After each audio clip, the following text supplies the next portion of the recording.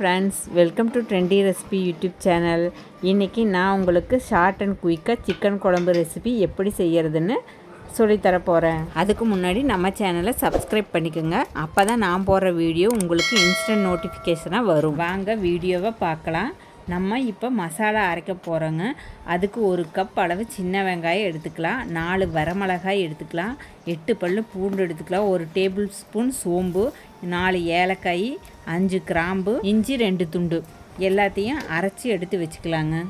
இப்போ 2 பெரிய சைஸ் தக்காளி பழத்தை கட் பண்ணி பேஸ்ட் மாதிரி அரைச்சி எடுத்து வச்சுக்கோங்க. இப்போ இதையெல்லாம் ஓரமாக எடுத்து வச்சுக்கோங்க. இப்போ ஒரு கடாயை எடுத்துக்கோங்க, அதை அடுப்பில் வச்சுக்கோங்க. 4 டேபிள் ஸ்பூன் எண்ணெய் விட்டுக்குங்க. 1 டேபிள் ஸ்பூன் கடுகு போட்டுக்கோங்க. கடுகு பொரிஞ்சதுக்கு அப்புறமா சோம்பு 1/2 டீஸ்பூன், கசகசா 1/4 டீஸ்பூன், அதுக்கப்புறமா அரைச்சி வச்சுருக்கிற மசாலாவை எடுத்துக்கோங்க. எடுத்து அது கூட ஆட் பண்ணுங்கள்.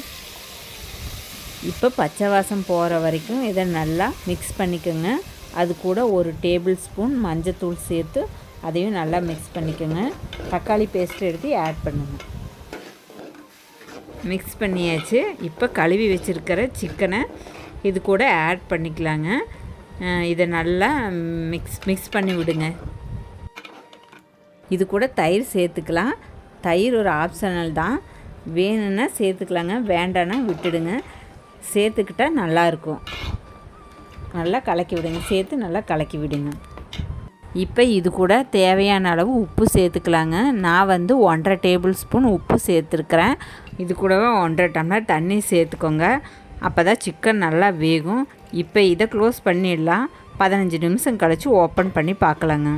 இப்போ சிக்கன் குழம்பு சூப்பராக ரெடி ஆயிடுச்சுங்க. இது கூட கடைசியாக சிக்கன் மசாலா பொடி சேர்க்க போகிறேன்.